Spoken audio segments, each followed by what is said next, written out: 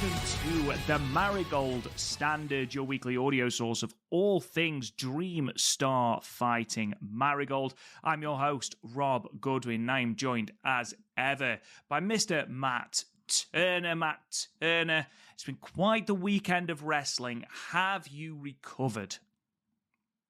Well, I've recovered a little bit, but then I'm going to be getting ready to rock and roll for this Saturday, as there's going to be 3 shows that we cover. 2 from Marigold with the Dream Star Grand Prix, and obviously 1 the final night of Stardom's 5-star Grand Prix. But Rob Goodwin, before we get into all the fantastic stuff going on with our friends over at Marigold, a little bit of sad news, my friend. It's an old saying, bad news comes in threes, and this is the 3rd week in a row that we have suffered another death in the pro wrestling family. We had Kevin Sullivan a few weeks ago. We had Alpha, the Wild Samoan, last week. And just a few days ago, Psycho Sid, Sid Justice, Sid Vicious had passed away. I think he was only 63 years old, and an absolute shame, because he is somebody that really, when my fandom really hit an all-time high back in 1996, he was somebody that was all over my TV. And, I get a lot of fans and a lot of wrestlers, or wrestlers in training, ask me a lot of questions like who to watch for selling, who to watch for this, what matches do I, tag matches to watch and whatnot. From time to time, I get asked, like, who do I think has the greatest look in the history of wrestling? And for me, like, number 1 is Brock Lesnar, 2 is Sid, and then everybody else, 3 to a million, like, from there. But, I mean, if you take a look at Sid's resume, the man main evented 2 WrestleManias. And who did he main event those WrestleManias against? Hulk Hogan and The Undertaker, like 2 of the biggest stars in the history of the business. Also in that era, he's a 2-time WWF or WWE, whatever you want to call it, World Heavyweight Champion. And who are the 2 wrestlers he beat for those belts?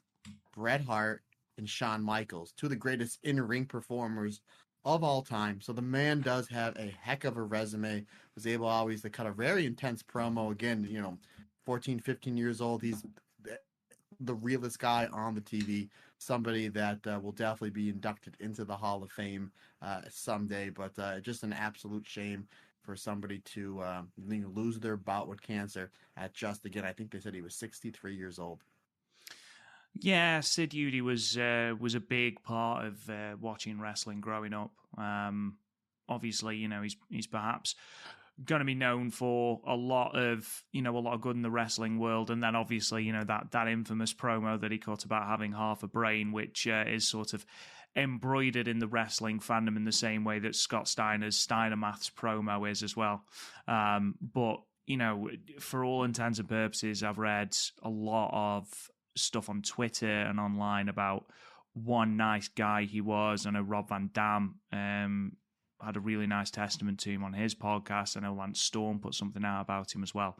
So he's going to be greatly missed. And yeah, obviously again, for the 3rd week in a row, our thoughts, prayers, and general good vibes go out to Sid Udy and his family, and hopefully this finds them well, and hopefully Sid's at peace, because obviously cancer is absolutely horrendous, and the sooner we get rid of it, the better. But apart from that, Mr. Turner, how is life on the East Coast? Life is always good, buddy. You know me. No reason to complain. Life is fantastic. I'm a blessed man. Things are well. It was we're starting to cool things down a little bit. We probably had the hottest summer maybe ever in my 42 years that I've been blessed to be on this best of all possible worlds. This was as I dropped my pen, this was easily the hottest summer. We had like 2 days of spring and then just ramped up to like the 90s with high humidity. In the past few days, it's been a little bit cooler. The rain's come in, so it's kind of cooled things down, as we are literally at the end of August and we are marching on into the September and fall months. And here in the States this weekend, we have Labor Day, which is nice. So my company, not only am I off on Monday, which is the day they have observed for Labor Day, but my company gives us Friday off as well. So as recording this on a Thursday, it's pretty much my last day of work for the next few days, which would be nice to kind of get some relaxing in and try to get caught up on all these fantastic Joshi shows that we have going on here, brother. Absolutely, because next weekend, obviously, we have the final of the 5 stars you've already mentioned, the beginning of the Dream Star, which we are going to be previewing in this episode of the Marigold Standard. Obviously, we'll then have All In the week after. We've got Bash in Berlin. We've got NXT No Mercy, where there is every single chance that Giulia might show up. So, yeah, it's going to be a busy time. But I'm going to go into a little bit of the news. I did say on the Stardom cast, as I dropped my pen, that because it was going to be such a super long episode, and it was almost 4 hours, which we seem to be doing on a worryingly regular basis, Matt Turner, I realised. I just didn't want to pad it out anymore. So there is some little bits of news that I want to go into. Then we're going to talk about, obviously, the 2 shows from Shinkiba, the Saturday and the Sunday shows. We saw a Twinstar defense, the first ever Marigold Twinstar Championships defense. And we saw a gauntlet for Giulia before she left. She is now officially left. And Matt, I don't know if you've seen on social media, we've seen pictures of her saying goodbye to her grandpa, which brought a tear to the eye, didn't it? Yeah, I mean, it really shows the human side of Giulia. I mean, it's well documented that she's very close with her grandfather, and that was pretty much the last post that she posted. I'm sure the next one that we'll see is going to be something with her maybe training in NXT, or maybe even showing up in NXT. But I thought that was very beautiful, very, very touching. You know, it's nice. It's nice to see. I have a very close relationship with my grandfather, so that hits home. That's really nice to see. Yeah, absolutely. And it does go to show as well just how much wrestlers do give up to pursue their dreams. And obviously, we wish Julian nothing but the best. But to uproot her life, I think that her mum is moving out there with her, and I think her boyfriend is also moving out there with her, so she won't be doing it on her own. But to uproot her entire life, to move to a completely different country where you don't speak the language, although she did do an interview with, I believe it was Numberweb, where she talked about basically what it took to get to a standard of English, and it was really intensive the way that she went about it. It's difficult to do all of that, so full credit to Giulia for pursuing her dream, and I'm sure it will go exceptionally well for her because they're very excited, and the excitement for a rematch between her and Stephanie Vaquer has already made it to Instagram, and Stephanie Vaquer has already shared it, so clearly the excitement is real. But that, Mr. Matt Turner, brings me to my first article of news. And this comes courtesy of that Numberweb article about Giulia, and this comes secondhand courtesy of Dark Puro Resu Flosion on Twitter, or at Puro Resu Flow, who have given us a quote from that article. It says that Bozilla was teased to be heading to the WWE in the near future in today's Numberweb article about Giulia. And then there's a quote from that article: Bozilla, who is a rising star from Germany, may be heading to WWE in the near future, so we may see Giulia versus Bozilla in a WWE ring. Now, there is a lot of teased and maybe and might be, but then this was also retweeted by Bozilla, who tweeted it with a hiding face emoji and a I can't speak emoji. So giving it a little bit more credence. And obviously, Zeta Steel has left, which we're going to talk about very, very shortly. But Matt, it looks like Bozilla could be the next in NXT, and signing Bozilla, Giulia, and Stephanie Vaquer is certainly a statement of intent for the Gold brand. Yeah, I mean, it's going to give NXT a lot more firepower in the women's division, considering the fact that I know me and you both agree that Roxanne Perez has been main roster ready for the past year or so. My guess is she's just been kind of staying down there to be the glue to hold everything together. So I think like once those 3 wrestlers go there, obviously Stephanie Vaquer, I believe she's just waiting on her visa. Giulia, they kind of, I don't know if you saw NXT this past week, Rob, or you might have saw the clips. They kind of teased that she might have been backstage. I don't know if you've seen that, but I mean, the fact that you're getting Stephanie Vaquer, which we know, Giulia, which we know, and the fact that Bozilla may be coming sooner than later is basically going to stack this division up really, really nicely, and there's a lot of really good up and coming wrestlers in the women's division in NXT, and then hopefully that'll give Roxanne Perez her chance and her opportunity to head over to either the Raw brand or the SmackDown brand, because there'll be a lot of great matches with her, whether it's an EO, a Kyrie, with a Blair Davenport, the former B. Priestley. So yeah, interesting things, a lot of moving parts. I mean, the WWE really, I mean, they're the biggest, whether you like them or you don't, you can't deny they are easily the biggest wrestling company in the world by miles and miles. And they're just constantly moving, constantly looking for talent, constantly, having people improve. And the buzz behind Giulia is real. I mean, once she makes her debut, that place in Full Sail is going to go absolutely nuts. And considering the fact that Halloween Havoc is only about an hour and a half away from my house there, Mr. Rob Goodwin, which is NXT Halloween Havoc. It's actually about 10 minutes away from our good buddy Norm from Funk Brewing's house. So there's a possibility that I might be going to that show, but that's neither here nor there. At least not yet. But yeah, a lot of really interesting moving parts going around for NXT when it comes to the Marigold roster. Yeah, absolutely. And then when you consider that NXT have also signed Delta as well, or at least are in the process of signing Delta. I don't know if it's confirmed yet. It is, like I mentioned, a very exciting roster. And I think Bozilla is going to fit in really, really well there because she offers something that nobody else offers on that NXT roster. And we've seen from her time in Marigold, and again, we are sort of assuming this is writ, really. But I think with Bozilla at least acknowledging this, it's worth talking about.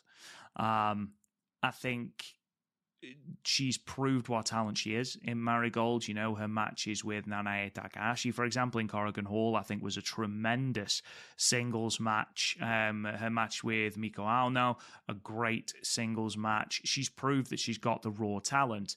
She's only 21 years old, which is crazy for the amount of talent she has. So to then go to NXT to potentially, smooth off a little bit of the roughness and sort of talk about, working cameras and things like that and selling to the cameras. Obviously, it's the next evolution for Bozilla. And, she has the potential to be a huge, huge star on that main roster, both figuratively and literally. So if that does go through, then obviously we wish Bozilla nothing but the best. And when we start talking about Giulia during the, what were you going to call the Io and Kyrie version of Giulia? Was it Giulia Watch? But it was something beginning with G. Well, there was Andy Header gave a whole bunch of different things, and when we talked to him on Saturday, because he told me he's one show behind, so I think he'll be caught up. Brilliant. But Andy Header more than likely is going to be joining us for our live 5-star review. He gave me a gaze at Giulia or a glimpse at Giulia, so we'll have to. We'll have to ask him which one he prefers, and then, of course, ask him his favorite hairstyle from the 5-star Grand Prix. But yeah, that's one of the two we're kind of workshopping around, but maybe we'll brainstorm it live on air between the three of us this Saturday. If you don't have enough reason to tune into the live Stardom Cast podcast this Saturday, I just gave you another one. Our live streams are effectively just live production meetings where we just discuss other things we're going to be doing. But yeah, I think when we talk about glimpse of Giulia or glance at Giulia or gaze at Giulia, whatever it is, we can obviously incorporate Bozilla into that as well. If she doesn't go, I'm obviously very, very happy to see her stay in Marigold. And obviously we know that she's staying in Marigold for at least the next month or so because she is in the Dream Star Grand Prix. Moving on to a little bit more news. Unfortunately, Nao Ishikawa, who has had a really rotten set of luck since joining Marigold in terms of injuries and in terms of illness. It's been released on the official Marigold Twitter that due to poor health, Nao Ishikawa will be absent from the Osaka tournament on August 31st. Now, obviously, we know that she's not qualified for the Dream Star. I believe she was due to have a singles match with Myla Grace, at least on one of the shows. I am going to assume that she will be off both the afternoon and the evening cards. But what a devastating moment for Nao Ishikawa, who every time she seems to build a little bit of momentum, seems to get injured or seems to come down with something. The timing is absolutely horrendous. Obviously, it's never good to get an illness. It's never good to get an injury, but Nao's timing has been absolutely awful when it comes to injury. And obviously, before I throw it to you, Matt, we obviously wish Nao nothing but the best because she is so entertaining to watch. We're going to be lavishing praise on her, I imagine, for the Marigold Twinstar Championships match she was a part of as part of Passion Sisters, because for me, the majority of the match centered around her, and I thought she did a tremendous, tremendous job. Fingers crossed it's nothing too serious, but Matt, what a blow for now. Yeah, you're absolutely right. It seems like anytime she gets some momentum behind her, she has to be taken off these shows. For obviously you want to err on the side of caution. You don't want anybody to get seriously injured. So again, we don't know what it is. Just what is it? Was poor health, brother? Is that what it was? It just says due to poor health. Yeah, maybe just with the weather changing. Sometimes, and this is kind of cold and flu season as we're coming off summer, going into fall. Hopefully, that's all that it is. Hopefully, she'll be back after the slew of shows this weekend. But yeah, and again, we'll get into it. In a match that has the tag team champions and a legend like Nanae Takahashi, Nao Ishikawa, and that tag team championship match for me was the clear MVP of that match. And the one really, there's a lot of special things about Nao Ishikawa, but the one really, really special thing about her is that the fact that she is so over with the Marigold audience. And every match she's looking at the lights. She does not have one official win. Yet she's one of the most popular wrestlers on this stacked roster. So that just goes to show you what a special talent that she is. And hopefully she'll be back sooner than later. Yeah, absolutely. And obviously, again, our good wishes go out to Nao, who we really, really hope catches a break soon. Another Marigold talent has wrestled their last match in Japan. Obviously, we know that August 25th was the final match for Giulia, the gauntlet match for Giulia, and that was rightly the main focus of that show. But Zeta Steele also wrestled her final match in Marigold on that show. She tweeted out, "My last match in Japan is also Giulia's last. How fitting." And obviously we're going to talk about that in a minute. Our last match being a 6-woman tag with her, Misa Matsui and Myla Grace defeating Natsumi Shozuki, Komomo Minami, and Minami Yuki. Never got that pinfall win, did Zeta Steele, which is unfortunate. But in terms of entertainment, in terms of development, in terms of progress, I think you can only class Zeta Steele's tour with Marigold as a huge success, Matt. Yeah, she was terrific. Her and Myla Grace, obviously they came in at the same time. And after the first few shows, you're like, okay, they need some polishing up. And then by the time you got to show 6 or 7, I'm like, okay, these two wrestlers look completely different than they did in show 1 or show 2. Especially Zeta Steele was able to really connect with that Japanese audience pretty much early on. And then she was really getting her timing down, the psychology down, a lot of different things. She is somebody, again, Myla Grace as well. But Zeta Steele has improved so much on this tour in Japan for Marigold. You can tell she was putting in the hours at the training dojo, training with the Tommys, the Giulias, the Nanais, and whoever else was coming through the dojo there for Marigold. And she obviously took it seriously because of how great she got. And the one really good thing about this is that now that she's basically going to be able to ride her own ticket. She's probably going to be doing a whole bunch of independent. She had a really good spotlight put on her, being on all these shows, especially that Summer Destiny show. So, Marigold is a company that had a lot of steam behind it before it even started. And there's been a lot of eyes on Zeta Steele over the last few months. So it's going to be interesting to see what independence that she winds up on, or maybe she shows up maybe on a tryout for an AEW or a WWE, or maybe we'll see her back in Marigold sometime at the end of the month. I don't know, but I'm really excited for her. I'm pretty sure that she's going to constantly keep improving. And I would not be shocked to see her under a contract, whether it's a Marigold, whether it's a Stardom. Who knows? Whether it's a CMLL, whether it's an TNA. I think her in TNA, would be absolutely fantastic. But I wouldn't be shocked that in the next 12 to 18 months, she's under some sort of contract. But it's going to be a really fun time for her to see all the different independents that she's going to be working. I know that she had some dates already booked because I think it was Meltzer in The Observer announced that she was on the shorter of the tour contracts out of her, Bozilla and Myla Grace. and she's been there since day one, so the 20th of May, and we're now the 29th of August, so she's been there for over 5 months. No, she hasn't. She's been over there 3 months, is what I meant to say, which I think Dave reported that she was only on a 3-month contract, so I think she's done tremendously well. I know that she's done a lot in MLW, I think, so that might be where she's heading back to.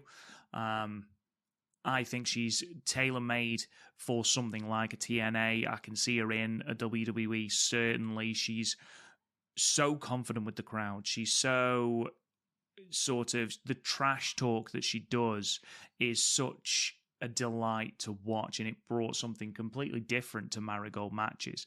I'm massively going to miss her on the roster. And I know that a lot of the Japanese talent were tweeting out how much they're going to miss her as well. So obviously, again, we wish nothing but the best for Zeta Steele, who I think has really, really, really worked hard on this tour and has reaped the benefits, even if she never did get that singles victory and never did get that pinfall victory. But again, this is a woman who is 2 years into her career. She's 20 years old, and quite literally, she has the world at her feet at this point. She can do what she wants. And I believe you said it best, my friend. She can write her own ticket.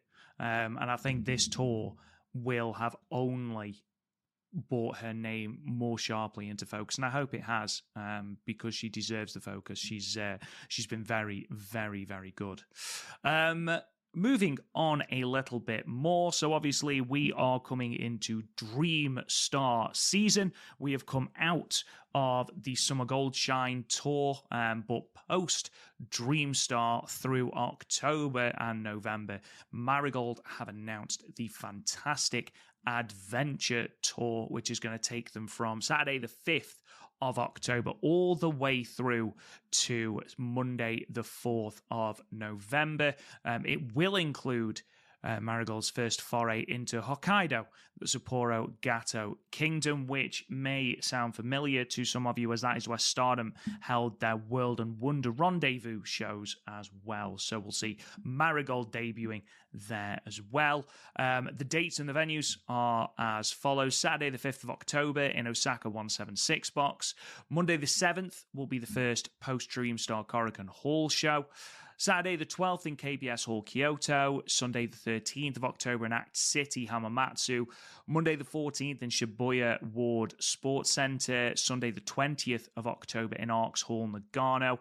Thursday the 24th of October, another Korakuen Hall show. So there'll be 2 Korakuens in October. Sunday the 27th, we have got an evening and afternoon show in Shinkiba First Ring.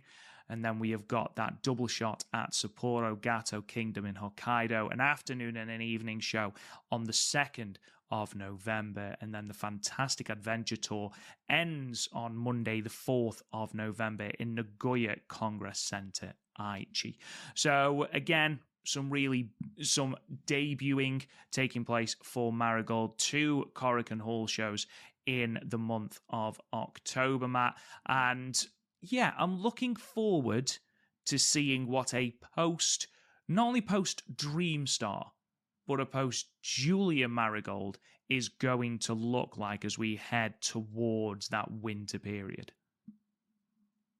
Yeah, Rossi and Marigold, they've done a great job of basically building the first few shows to get to Summer Destiny. And then Summer Destiny, we're springboarding into the Dream Star Grand Prix tournament.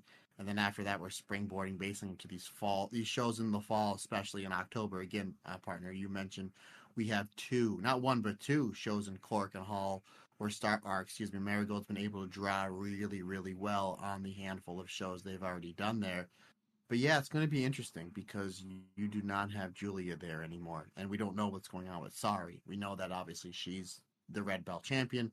As far as I know, still not under any contract. However, she's clearly doing a whole bunch of shows for Marigold because she's in the Dream Star Grand Prix. So the more sorry we get to see, we're not sorry about it. See what I did there? Oh, Matt, look at that.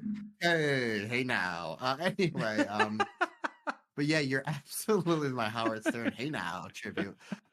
But yeah, you're right. It's going to be interesting to see how they're going to be able to do without Giulia. And you mentioned the possibility of Bozilla there's a possibility after this tournament, Bozilla might be gone. So there might be not only Giulia, but Bozilla as well. So you're going to have to really see. We've seen a whole bunch of rookies. We got a lot of new rookies coming in. I mean, we already have Kazuna Tanaka and Victoria Yuzuki, even though they're not rookies, but they're younger. We have some of these newer rookies that we've been seeing over the last few shows, and then we had 4 of them that we saw a glimpse of them at the Giulia Gauntlet. So there's going to be a lot of new rookies coming in to add to this roster. The only thing with that is rookies aren't going to be drawing ticket sales like a Giulia, like a Bozilla, like a Sari, again, depending on what's going on with her. So there's going to be a lot of emphasis on really, really getting the Marigold machine behind, your wrestlers that are already established, that are doing real well, but that you need more steam behind your Chikagotos, your Kokiyamares, your Miko Anos, your Natsumi Shozukis, your Misa Matsuis. We know they are great wrestlers, but I think they need to be put in the spotlight a little bit more and kind of bump them up. Obviously, we know Utami, Mirai, and Mei Sakurai, again, blown away by what she's been able to do. They're kind of your linchpins right now in order to sell tickets. But yeah, it's going to be really interesting coming off this tournament if they're going to be able to sustain as well as they have been literally since day one. And a lot of that has to do because there's no Giulia. So yeah, hopefully with the Dream Star Grand Prix, it gets enough people to kind of, enough people to stay to watch Marigold, and not only stay, but even get more eyes on the product. And just how talented this lineup is on the Dream Star, I'm pretty confident that they're going to be A-OK. Yeah, I wholeheartedly concur. We did talk about this on the Stardom cast, but this final bit, obviously, I feel like we do probably need to just refer back to it. The fact that Tokyo Sports have confirmed that Marigold will have its first foray into the United States over WrestleMania week. They will be running a show in Las Vegas.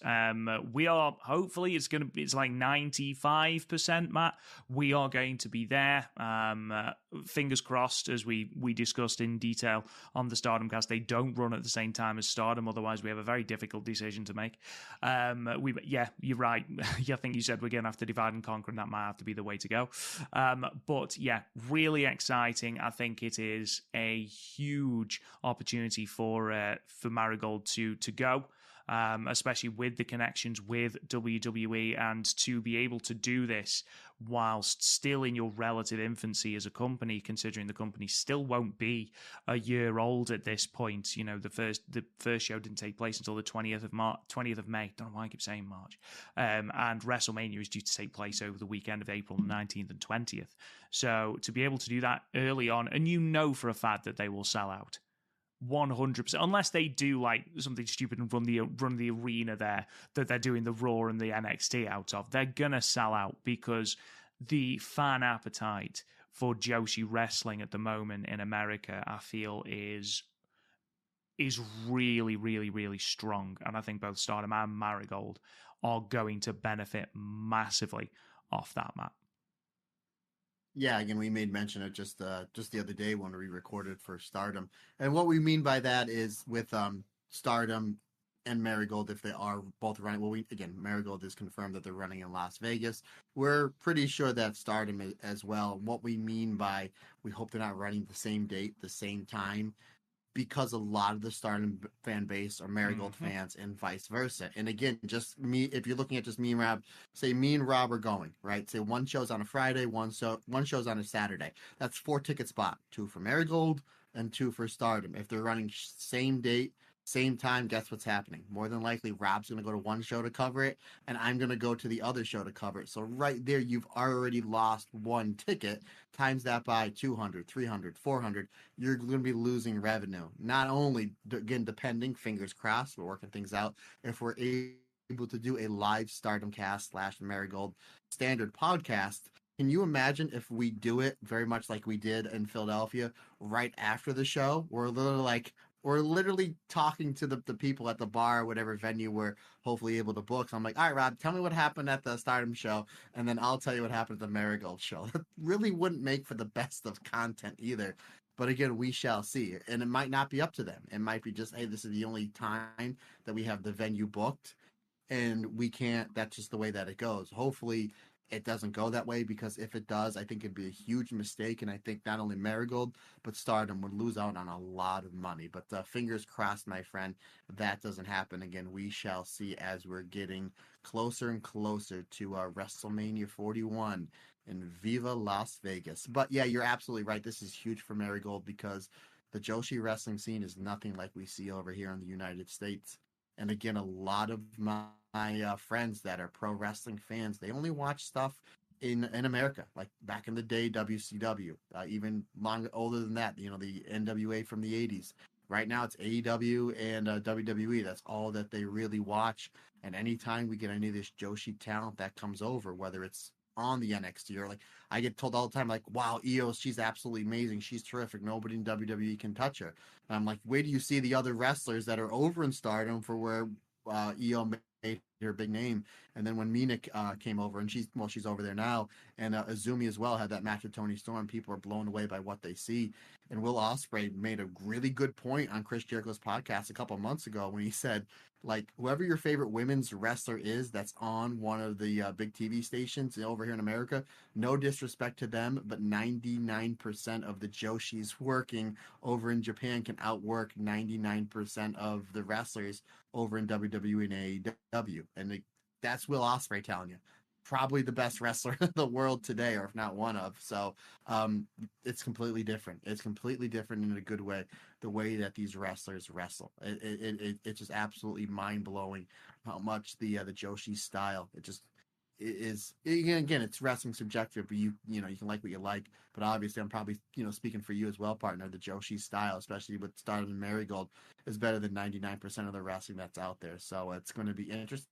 It's going to be something different, and I think Marigold and Stardom are going to benefit from this U.S. tour or these shows in WrestleMania weekend hugely, especially Marigold, considering the fact, as you mentioned, that they're less than a year old and they're going to be running WrestleMania weekend. I think people are going to be blown away by the Natsumi Shozukis, by the Miko Anos, by the Koki Amares, by the Chika Gotos. I think Chika Goto's already ready-made for American wrestling. She's got a catchy catchphrase, buddy. You know what I mean? So I think she's ready to rock and roll. So it's going to be interesting and it's going to be exciting. Again, I just fingers crossed, brother, that they don't run same day, same time. If anything, if the wrestling gods have punished me enough, or they haven't punished me at all, but if they punished me a little this past WrestleMania weekend, they ran Bloodsport and the Stardom show, which I know has nothing to do with either of them. So hopefully this year they're a little bit nicer to me.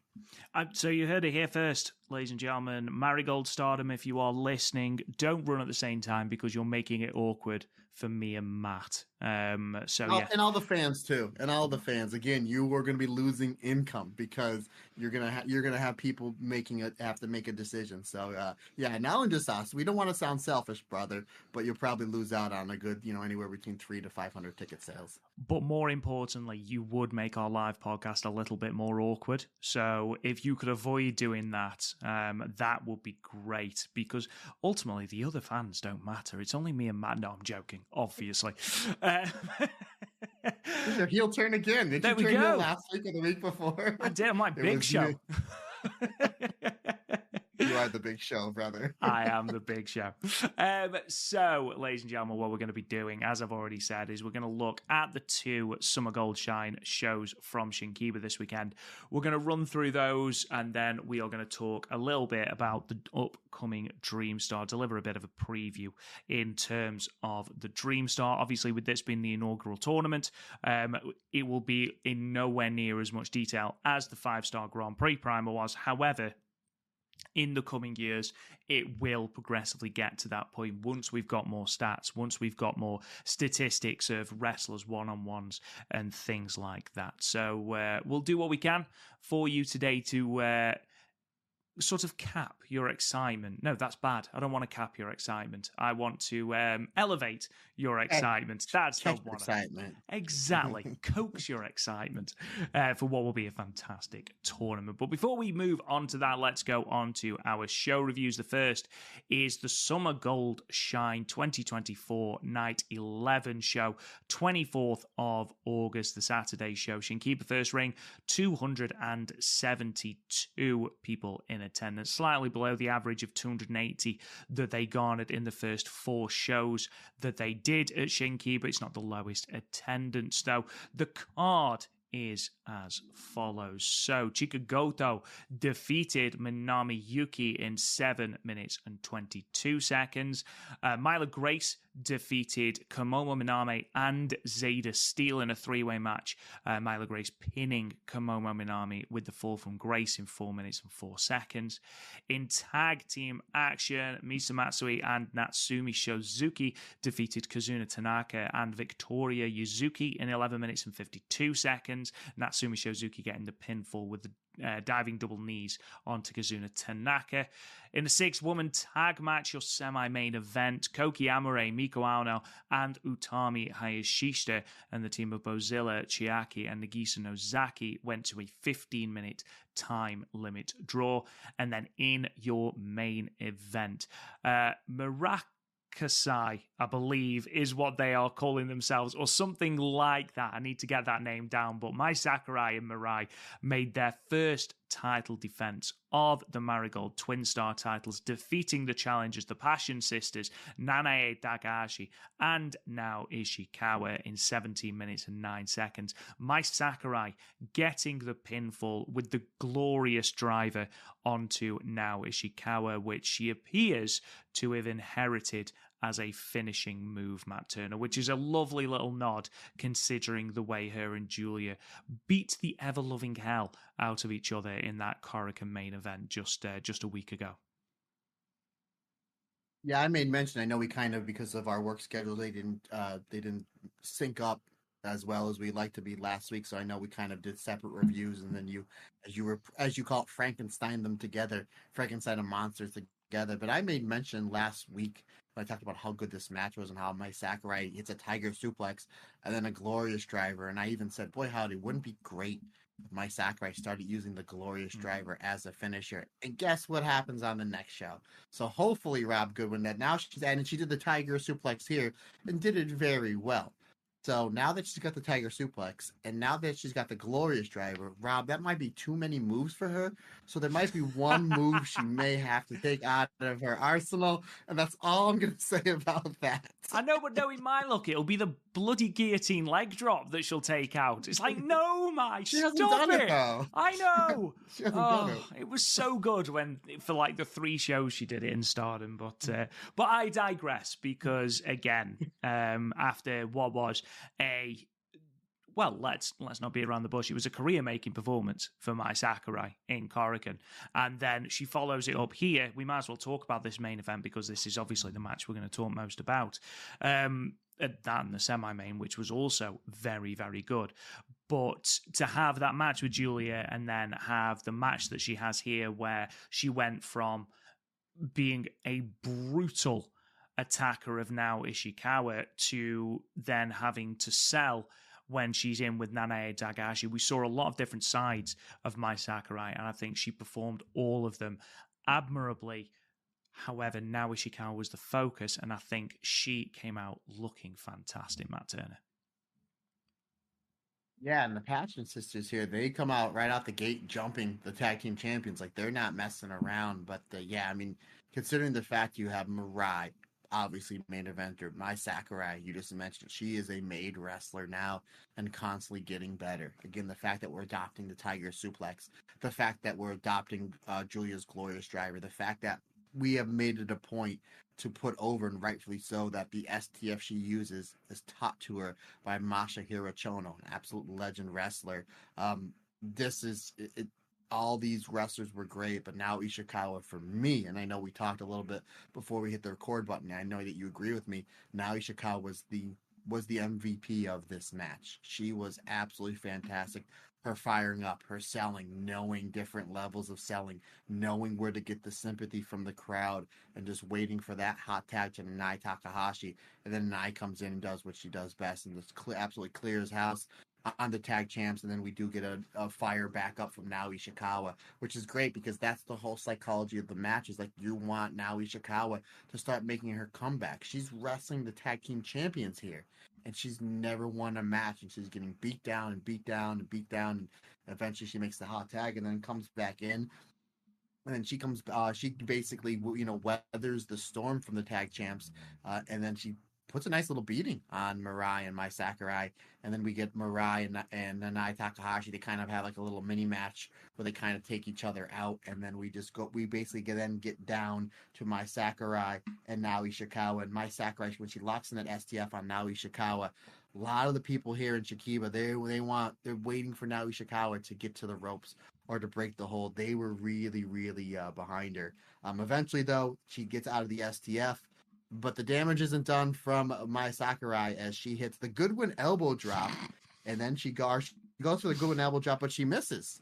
So that might be one of the reasons why Nao Ishikawa was she had a well scouted brother. Maybe she listens to this podcast. Maybe. So Mai Sakurai, she crashes and burns on that, however, and then she follows up with a big German suplex for a 2.9 count, which a lot of people bid on the Falcion, which just goes to show you how brilliant this match was put together and how great these four wrestlers were. However, though, it's the Tiger Suplex and the Glorious Driver combination that puts down Nao Ishikawa, giving Mirai and Mai Sakurai their first successful title defense. I had this at 4.25 stars. I thought this was a terrific match and a great way for Mirai and Mai Sakurai to start off their tag team championship reign. Yeah, absolutely. I think that they're a good first team to hold the belts. They can certainly begin to add to the prestige of the belts because obviously we're starting from nothing effectively. And I think a good solid title reign for these two, I think that not only does that help build the title belt and what those title belts mean, but I think also it helps to build other challenges because yes, absolutely, a lot of the praise needs to go to Mirai and to Mai Sakurai because they are fantastic. However, you look at what they did for Nao Ishikawa here, you know that I believe it was teased that the Twin Towers are going to be the next challengers. Okay, brilliant. Let's elevate Chikagoto and Koki Amare. You want to have Nagisa Nozaki and Chiaki challenge. Brilliant. Let's elevate them in a match with us.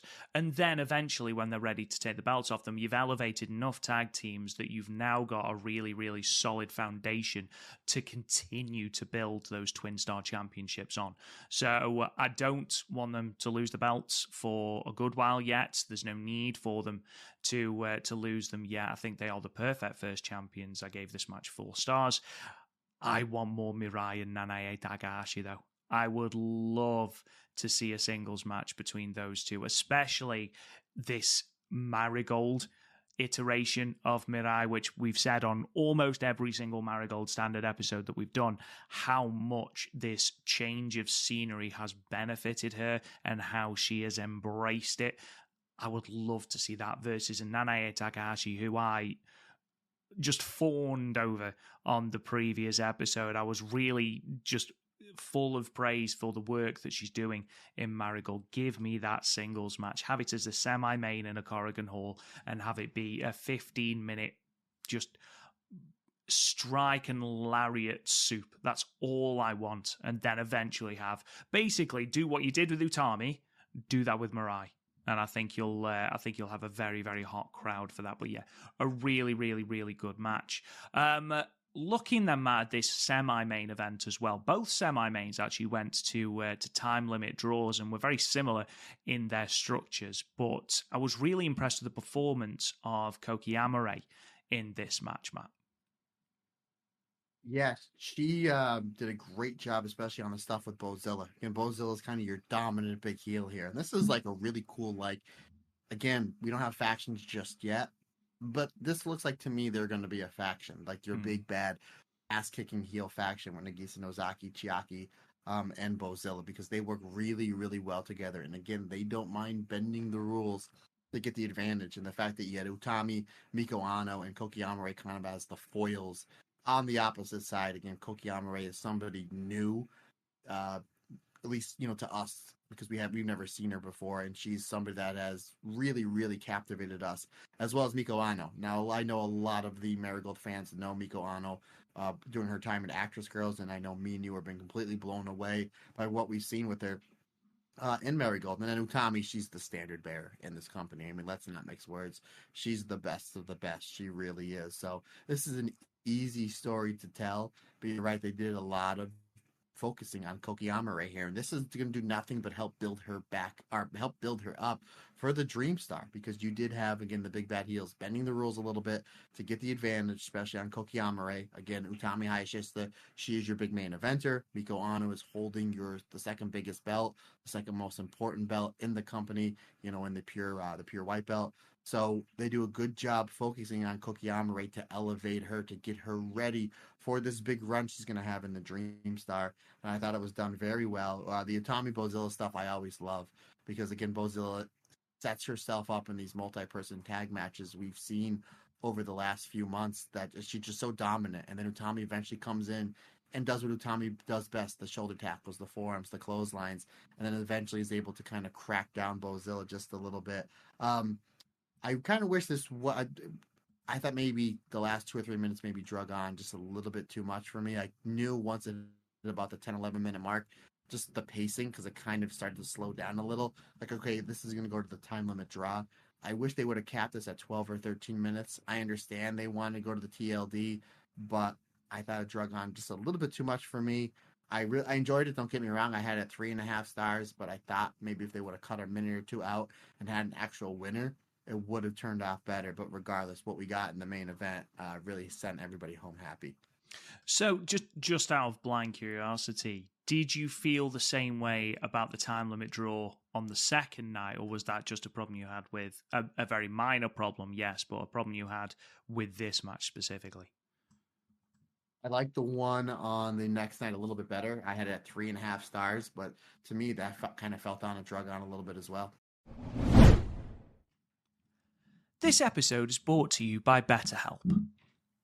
What are your self-care non-negotiables? Maybe you've set aside some time away from social media every day. Maybe you find the time to put on your favourite Mayu Iwatani match. Maybe you never skip leg day or therapy day. When your schedule is packed like Ryogoku with kids' activities, big work projects and more, it's easy to let your priorities slip. Even when we know what makes us happy, it's hard to make time for it. But when you feel like you have no time for yourself, non-negotiables like therapy are more important than ever. It's so important to make time for yourself, even when life can get so hectic. Therapy is helpful for learning positive coping skills and how to set boundaries. It empowers you to become the best version of yourself. It isn't just for those who've experienced major trauma. If you're thinking of starting therapy, give BetterHelp a try. It's a service that is entirely online, designed to be convenient, flexible, and suited to your schedule. Just fill out a brief questionnaire to get matched with a licensed therapist, and you can switch therapists anytime for no additional charge. Never skip therapy day with BetterHelp. Visit betterhelp.com/stardom today to get 10% off your first month. That's BetterHelp, HELP.com/stardom. And now back to today's episode. Right, okay, fair enough. I was just intrigued. Having a look then at the tag match, Misa Matsui and Natsumi Shozuki against Kazuna Tanaka and Victoria Yuzuki. Marigold are blessed with two, I think it's fair to call them super rookies. I am endowing them with that title. It is potentially a little bit premature, but I'm going to anyway, especially for Kazuna Tanaka. But again, I'm going to anyway. I thought this was a really good back and forth. I really like the dynamic between Misa Matsui and Natsumi Shozuki. You've got that, yes, we'll work together, and yes, we're very good at working together, but also there is that bubbling resentment about the flyweight title, or the superfly title, sorry. So I really like that. And Kazuna Tanaka and Victoria Yuzuki, we're going to talk about them a little bit more on the Dream Star preview, but they are very, very, very talented, and it's a pleasure to watch them in ring, Matt. Yeah, I like this match almost as much as I like the main event. That's how much I really like this tag match. And maybe that's where I was kind of hung up a little bit on the semi-main event where with the time limit draw, because the pace kind of maybe slowed down a little, where this was just like non-stop great action. Again, Tanaka and Victoria Yuzuki, whose ever idea it was to put these two as a tag team, they knew what they were doing, because right from the jump, I think the first time they tagged up was at the Summer Destiny show. You can see these two have really, really good chemistry. They just need to kind of get their timing down a little and tweak a couple things, and they did that. They've done that already. We've seen them, whether it be multi-person matches or just straight up tag matches. They work really, really well together. And Natsumi Shirozuki and Misa Matsui, they know each other really well because they're rivals and they're rivaling over, the flyweight championship or the super flyweight championship. But they work really well together as a tag team here. It's almost like they're trying to outdo each other. So you basically have Tanaka and Yuzuki. They're getting the advantage on this match by dividing and conquer, using their tag team experience to get the advantage on one of these two really great wrestlers. Where you have Natsumi Shirozuki and Misa Matsui just trying to use their singles advantage to get the advantage back in their, in their camp. Whereas really Natsumi Shirozuki using a lot of the strikes to get the advantage back. She does this bullet train, the running knees to Victoria Yuzuki, that was just absolutely crazy. I was like, holy gee, and she did the same thing to Misa Matsui again at that Summer Destiny show where she basically ran almost a quarter of the way through Sumo Hall. But she does one here in the corner that was nuts. Yuzuki, though, is great fire in all these matches, especially this one, getting an inside cradle for a 2.9 count. And then I found Natsumi Shirozuki uses Kazuna Tanaka's foot. Like Kazuna Tanaka comes in, she starts cleaning house with these kicks. And then Natsumi catches one of the kicks and then throws it at Victoria Yuzuki's head. I thought it was a really cool, interesting spot because it's like that Kazuna Tanaka has these great kicks, but Natsumi Shirozuki shows her experience by blocking one of the kicks and then throws it at her own tag partner's head. I thought that was really great and again something really interesting. Natsumi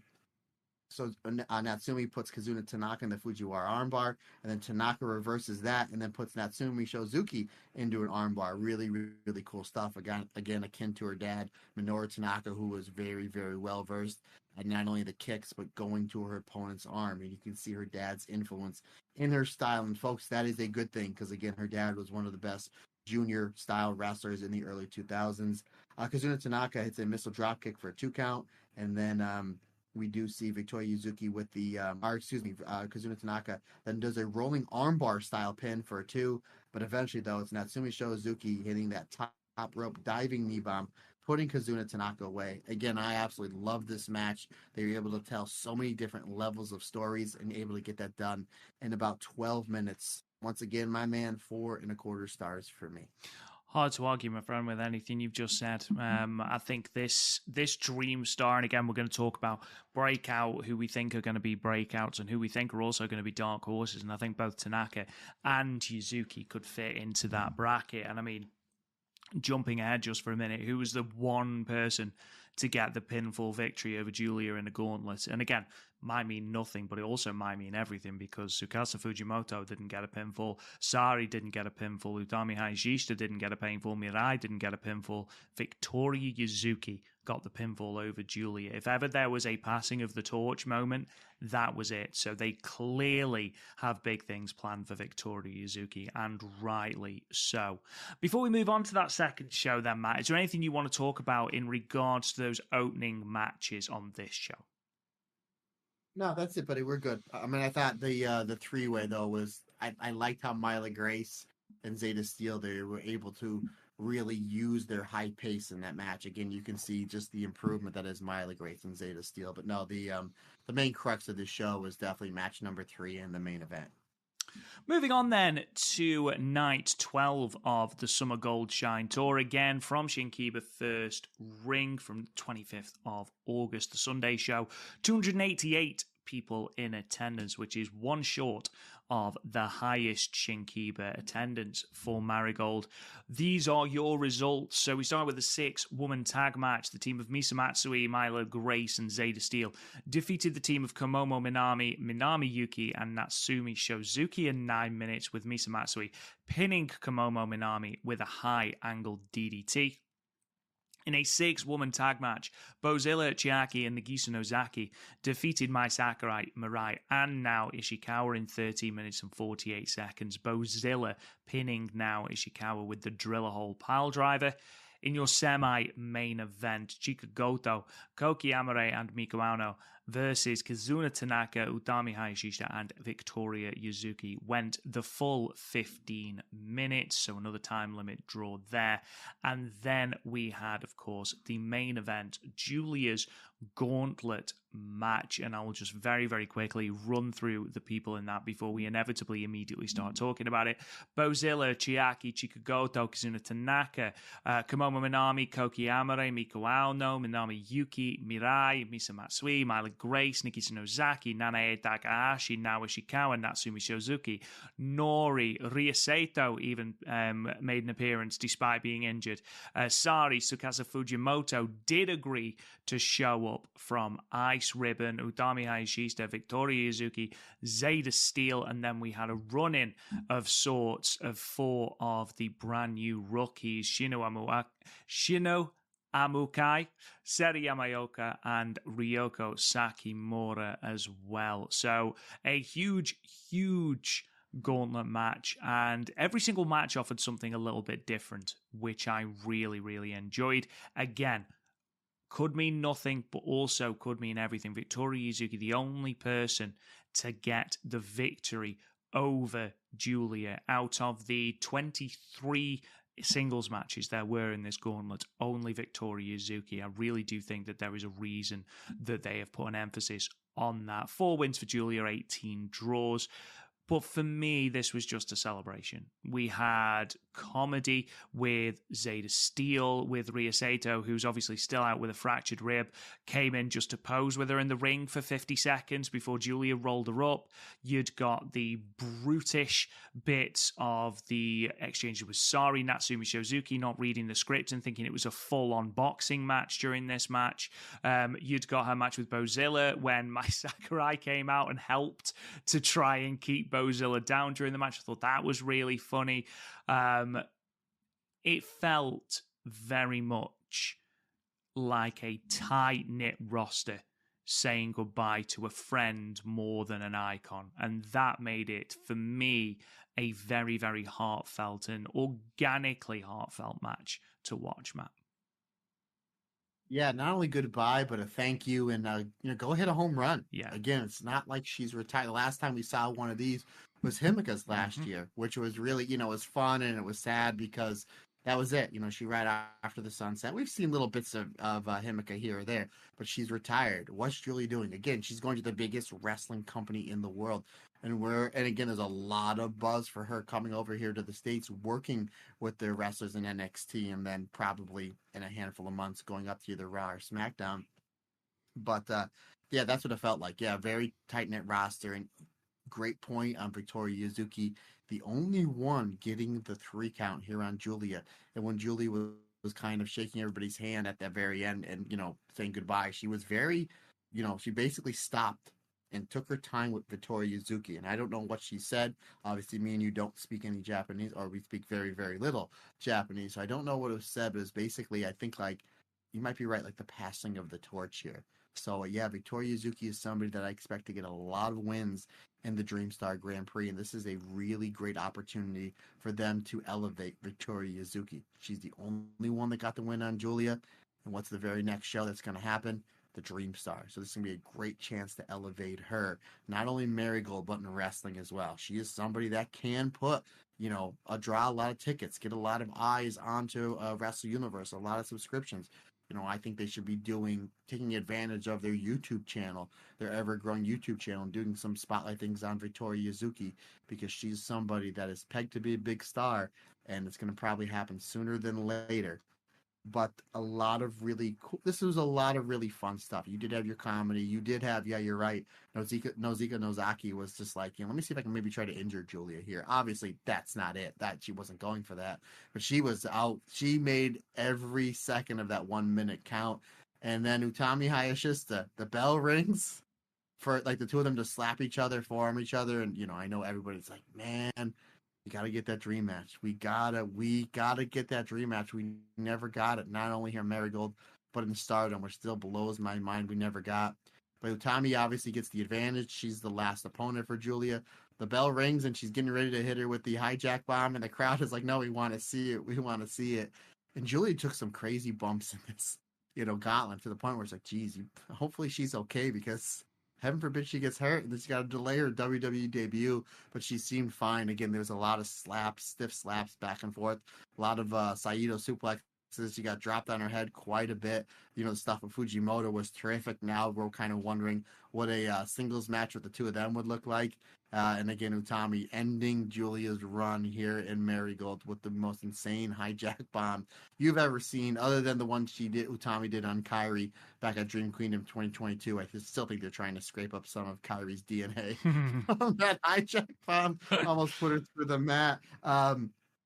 But yeah, this was really funny. Yeah, you had a little bit of everything, and really between this and then Giulia's last official match, with Mai Sakurai back in Cork and Hall that we reviewed last week, really a great way to send her off. And again, not only say goodbye, say thank you, and hey, go hit a home run, go and show everybody in America what the Joshi style is about. So I think that it's gonna be onward and upwards for Giulia, and I'm really excited to see what she does over here in WWE.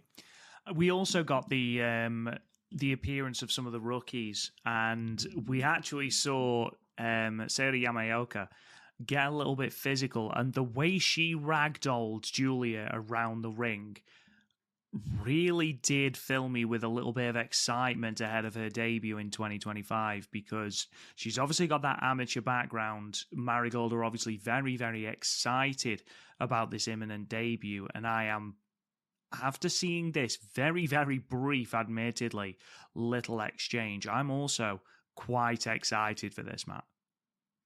Yeah, there was one of the rookies with that crazy double leg takedown. There's another one that just went up and slapped Giulia wholeheartedly, right in the face or through her forearm. So you're like, oh damn, these rookies they're fired up. They're ready to rock and roll. So obviously let them finish their training. Last thing you want to do is rush them to get them out because of you're trying to add more depth to your roster, because one, you don't want anybody to get hurt or have them hurt anybody, and two, you don't want anything in your company that has Utami Hayashishita and Mirai to look anything less than A+.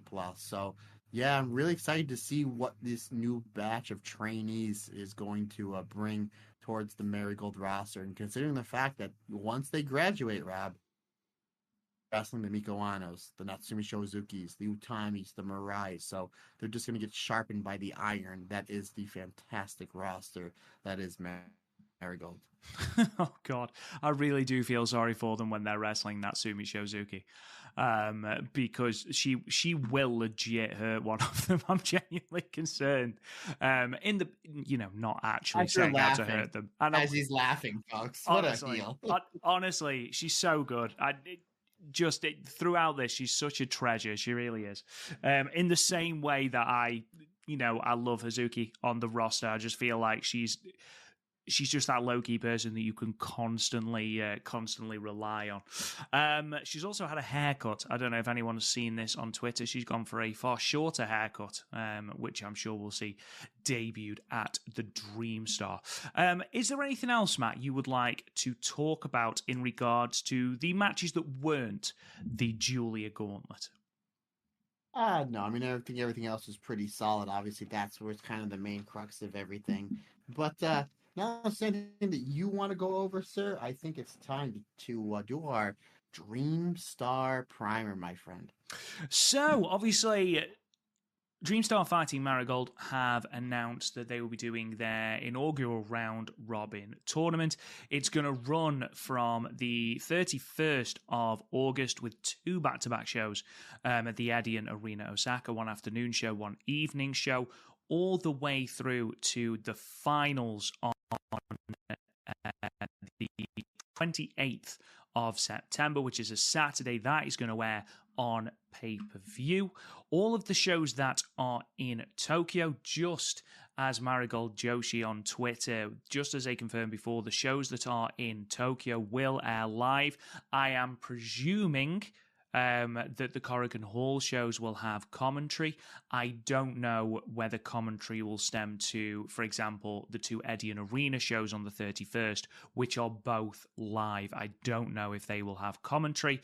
I assume that something will come out on Marigold's Twitter feeds very, very shortly. In the same way as Yoji 1 Climax, your 5-star Grand Prix up until this year. It is split into 2 leagues. This year, we've got the Star League and the Dream League. The Star League is as follows. Sare, Miko Ano, Nanae Takahashi, Bozilla, Mai Sakurai, Misa Matsui, Kazuna Tanaka, and Chiaki comprise that block. The Dream League is as follows. Utami Hayashishita, Mirai, Natsumi Shozuki, Victoria Yuzuki, Nori of LLPWX, Koki Amare, Chika Goto, and Nagisa Nozaki. We also had confirmation of what matches are happening on what night. We'll just talk about those night one shows. So the 31st of August, Matt, this first show on from the Dream Star tournament is as follows. In the Dream League, we've got Utami Hayashishita versus Nagisa Nozaki, Mirai versus Chika Goto, Koki Amare versus Nori, Natsumi Shozuki versus Victoria Yuzuki. From the Star League, then we have Miko Ano versus Misa Matsui, Nanae Takahashi versus Mai Sakurai, and Kazuna Tanaka versus Bozilla. Now, in terms of this afternoon show, there's 2 matches, or 3 actually matches, that stand out to me as ones that really make me sit up and take notice. That's Koki Amare versus Nori. From the flashes that I've seen of Nori, I'm really excited to see what she can do. They are very, very high. They being Marigold on Koki Amare. I thoroughly expect her to go deep in this tournament. I don't think she wins it. I don't think she gets through to the final. I do think that she'll be there or thereabouts come the final night. I expect this to be a great match. Natsumi Shozuki versus Victoria Yuzuki is going to be Superfly nonsense, and I love that. It's going to be that mixed with a bit of Natsumi Shozuki violence as well. We've also got Nanae Takahashi versus Mai Sakurai. I truly believe, Matt, that Mai Sakurai is going to be one of those dark horses in this tournament, potentially not making it out of the block, but will be a spoiler for quite a few people in the Star League. What are you excited for in terms of this opening show? Natsumi Shozuki and Victoria Yuzuki. Sorry, I was a little bit away from my microphone. I was kind of just chilling and relaxing, my man. But Natsumi Shozuki versus Victoria Yuzuki, Nanae Takahashi versus Mai Sakurai. I think Sakurai, considering the fact that all the hype going in, and rightfully so, just like the building of her, she's got to get out of this block or get on night 1 with the win. Nanae Takahashi does not eat a lot of L's. I think this is the perfect way to keep building on Mai Sakurai. She needs to get a win over Nanae Takahashi on night 1. So that's going to be something really interesting. Who's Nori wrestling on night 1? Is she on night 1? Koki Amare. Oh yeah, you're right, but that's going to be a really, really good one. And then Utami and Nagisa Nozaki, that is going to be right up my alley, buddy. In the words of Jim Ross, that's going to be bowling shoe ugly, but in the best way possible. So a lot of really good stuff coming up on this Saturday as far as the Dream Star goes with those 2 shows. And there's a lot of really interesting matchup on the Dream League and the Star League. And I like how they made it really easy for us to remember. Because with Stardom, we always have to remember the colors, and now we got to remember colors with letters. With this one, it's the Dream Star Grand Prix, and we got 1 block the Dream and 1 the Star. So thank you, Marigold, for making considerably it easy. Yes, thank you so much. We appreciate that. Remember, for the past years, we had the green block that Saida always won. But anywho, so, every year, unbeaten as well. Yet no one seems to talk about it. It's devastating. Take that, Micah. Yeah, God, thinking she's the first one to do it. Miko Ano and Misa Matsui as well from Star League on that afternoon show is going to be really, really good. Just going back to your point about Nanae and Mai Sakurai, I would be very surprised if Mai Sakurai gets the win. However, I can see that one going to the time limit. I don't think Nanae, who I think they're sort of priming to be that first red belt challenge for Sari, I'd be very surprised if they have her lose on the opening night. However, I do expect the time limit there because you want to keep Mai Sakurai fresh. You want to keep Nanae fresh.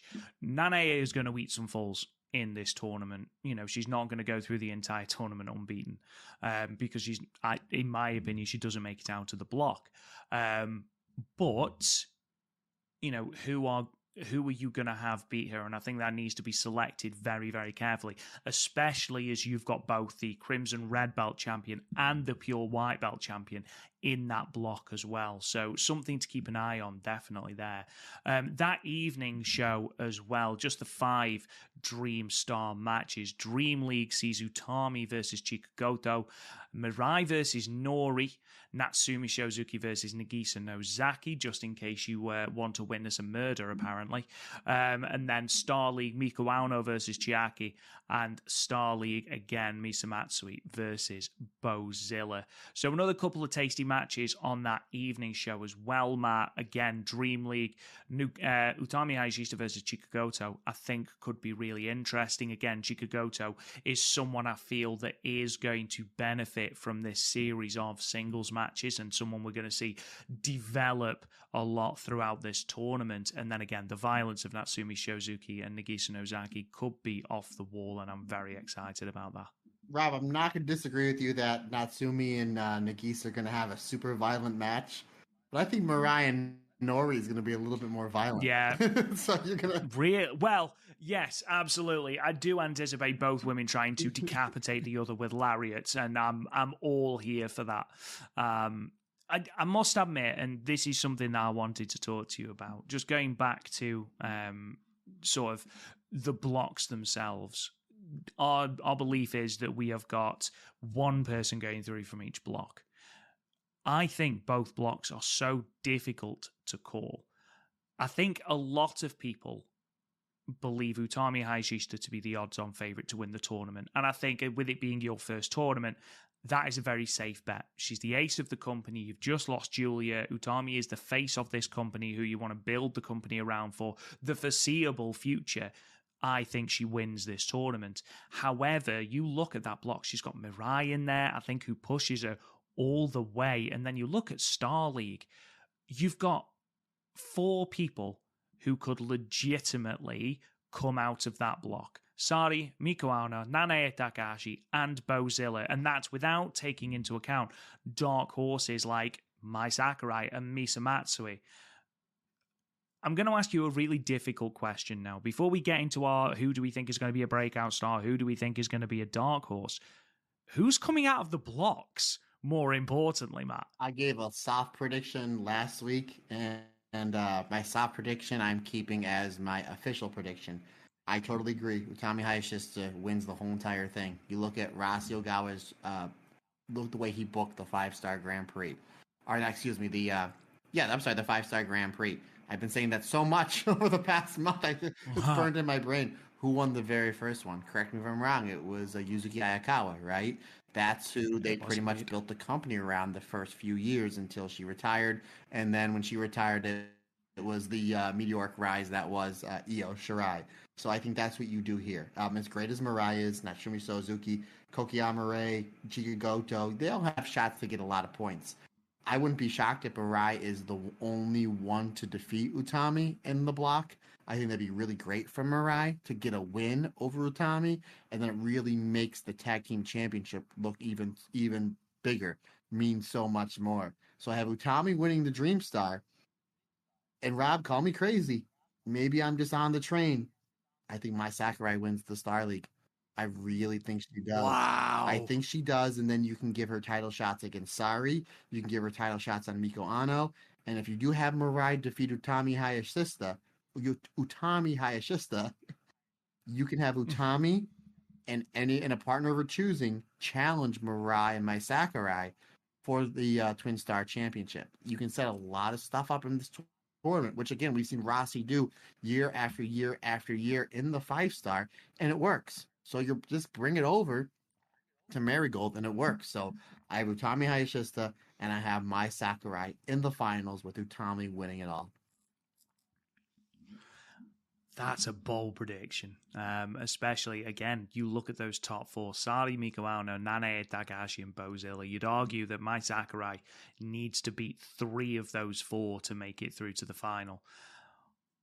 I mean, I was the one sitting here saying that I didn't think Mai Sakurai should beat Giulia. And I do stand by that. But that performance, it wouldn't surprise me at all. And do you know what surprises me even more? I'd like it. I'd like it if my Sakurai won. I think she'd be great. I personally don't think she goes through. I'm just looking at that block. And I don't think Sari or Miku Ono make it to the final. You know, historically, Rossi hasn't had champions in the final. Historically. So I don't think he does it here. Which leaves, realistically, for me at least, Nanae, Takahashi, and Bozilla. I think my Sakurai is going to be up there, definitely. And she's my dark horse for the tournament. But I think Bozilla could be the one in the final against Utami. That's an interesting pick. And I know I said I don't think Nanae makes it out of the block, and now I'm talking myself out of it. It could be Nanae who makes it out of that block, and then Utami beats her in the final. No. Because we know we are getting a Nanae Sari match. And I think Sari, if she's going to eat L's in this tournament, she eats one to Nanae, and I think she eats one to Bozilla. They are believable losses for your top champion, in my humble opinion. Wouldn't surprise me if my Sakurai beats Miku Ono for a white belt shot. But yeah, I'm torn between Bozilla and Nanae, and then Utami beating them in the final. I do think Utami wins for all the reasons you outlined. However, keep an eye on Natsumi Shozuki, keep an eye on Koki Amare, keep an eye on Mirai and Victoria Yuzuki in that league as well. I think Bozilla could play that. Was it Hudson Envy in 2015 who just tore through her entire block and then lost to Kairi in the final? I can imagine Bozilla doing something very similar here, tearing through the block, getting a win over Sari, and therefore being a red belt defense against Bozilla. I think that could work really well. I think she tears through that block, maybe eats one loss. I'd like it to be to Kazuna Tanaka just because of the way that she abused this poor woman in their last match. And then I reckon Utami beats her in the final. That's what I'm going with. That's my official prediction.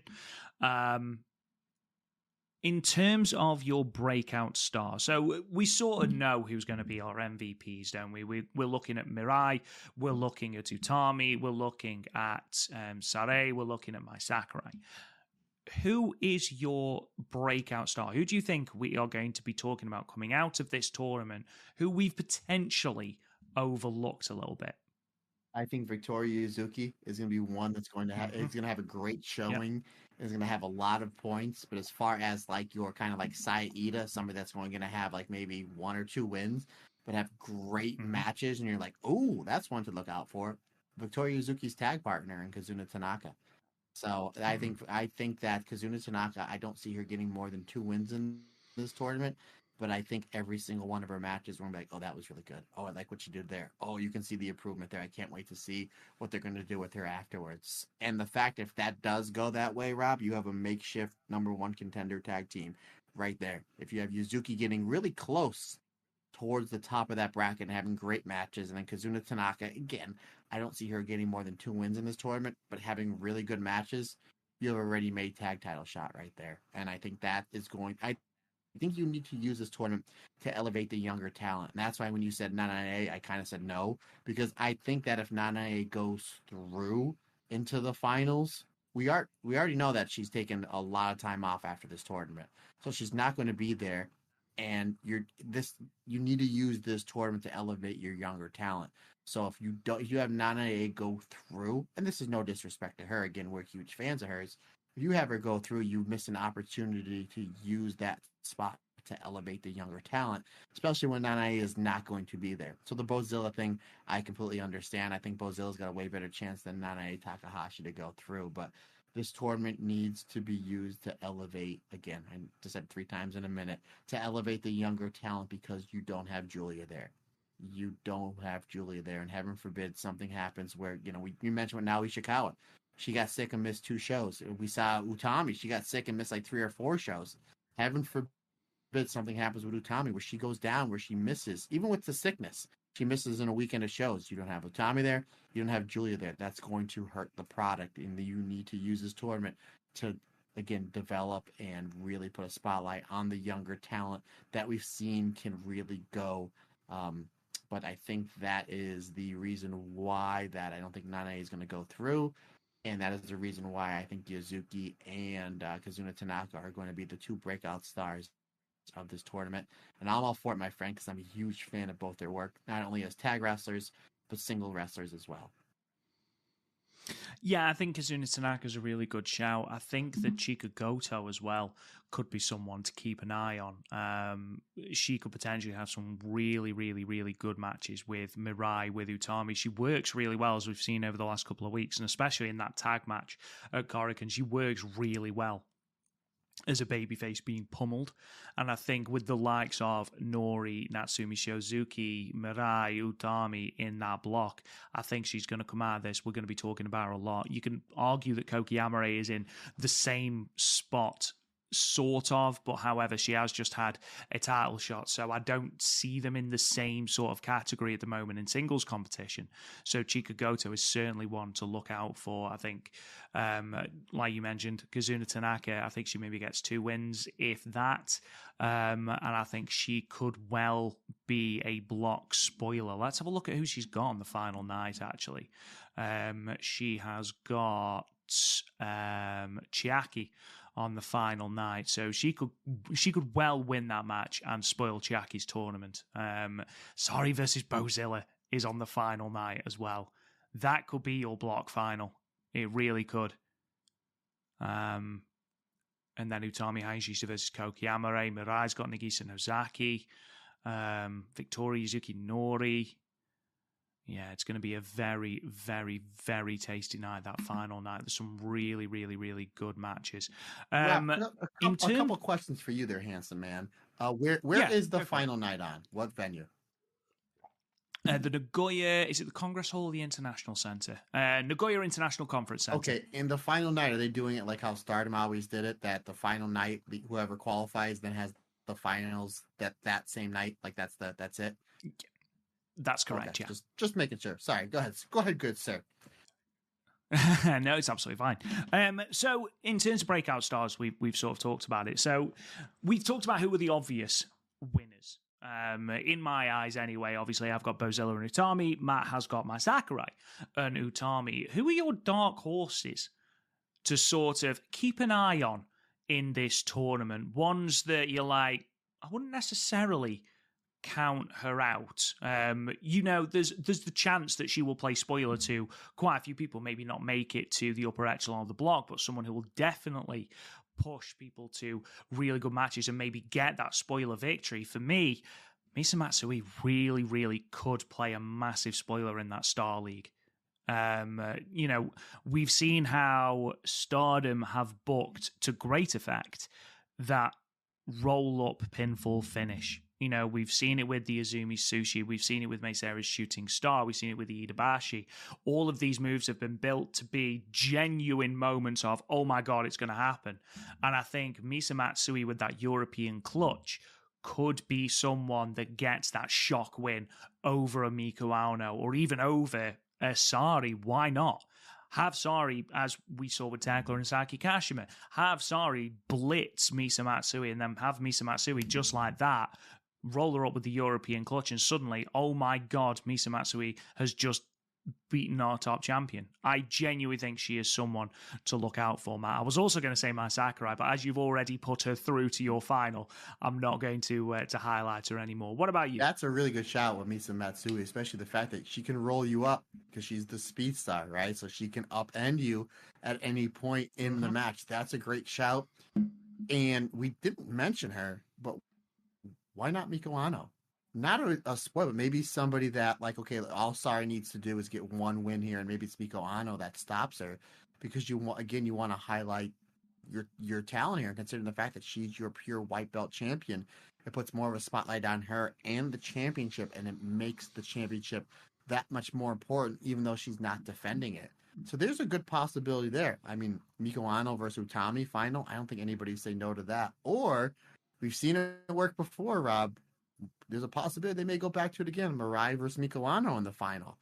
That's a possibility as well. There's a lot of really cool possibilities in this Dream Star Grand Prix, not only with who's going to win the blocks, not only is who's going to win the whole thing, but who can possibly play spoiler and who possibly can come out of this a lot better than they were going in. So it's going to be interesting to see. And I'm excited to call all the fantastic, not call, but to review all the fantastic action with you, partner. Yeah, I can't wait. This tournament is going to be really, really good. Just the 8 nights, don't forget. We start on the 31st of August. Next show, Sunday the 8th. The next show is Saturday the 14th of September. The Korakuen Hall show, the first one, night 4, is the 16th of September. That's definitely one to circle in your calendars. We've talked about it before, but this show is stacked. Utami Hayashishita versus Mirai, Sari versus Mikoano, Nanae Takahashi versus Bozilla, Natsumi Shozuki versus Nori. Hiccups, all taking place on that Korakuen Hall show, 16th of September. We've then got Friday the 20th of September, Saturday the 21st of September. The second Korakuen Hall night is Monday the 23rd of September. That features Mirai versus Natsumi Shozuki, Koki Amare versus Chika Goto, Mikoano versus Mai Sakurai. I thoroughly expect Mai Sakurai to win that and become a white belt challenger. Sari versus Nanae Takahashi. Again, I do thoroughly anticipate either Nanae winning or it going to a time limit draw. I do think that's how Nanae gets that title shot. And then we have got the finals, the only night that is an actual pay-per-view. All the rest will air on Wrestle Universe. Saturday, the 28th of September, Nagoya International Conference Center. And again, we've already been through it, but I'll go through it again. Stream League, Utami Hayashishita versus Koki Amare, Mirai versus Nagisa Nozaki, Natsumi Shozuki versus Chika Goto, and Victoria Yuzuki versus Nori. Star League, Sari versus Bozilla. I would bet my house, if I was a betting man, I'm not. But if I was, I would bet that that is your block final. The winner of that goes through. Mark my words. Mikoano versus Nanae Takahashi, Mai Sakurai versus Misa Matsui, and Kazuna Tanaka versus Chiaki Matt. It is going to be a stacked tournament. I cannot wait to get this started, and can't wait to talk about that final night because we're going to have a lot. It's going to be interesting to see what happens, as I said at the top of the show, when Marigold come out of this tournament in a Giulia-less world. It's going to be interesting to see where we stand.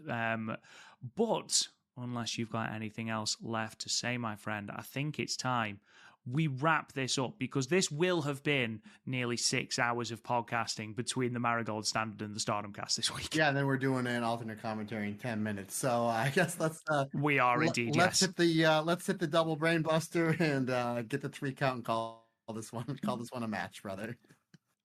Absolutely. I'm going to roll them up with a European clutch, just like Misa Matsui.